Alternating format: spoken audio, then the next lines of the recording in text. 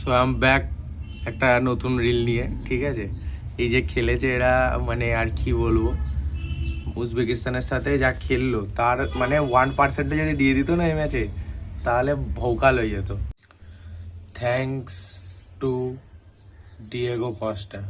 Diego কস্টা না থাকতো তাহলে এই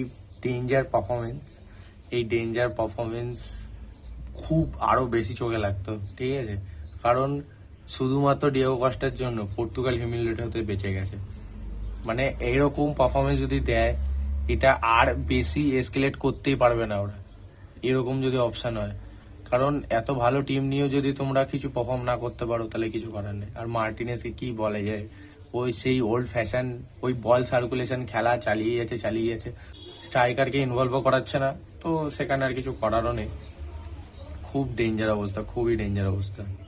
ঠিক হচ্ছে প্লেয়ার ভাই বেঞ্চ থেকে এসেও মেরে যাচ্ছে, ফ্রি কিক মেরে দিচ্ছে, ওয়ার্ল্ড কাপের হাইয়েস্ট পেনাল্টি বক্সের বাইরে থেকে গোল মারা রেকর্ডও করে ফেললো।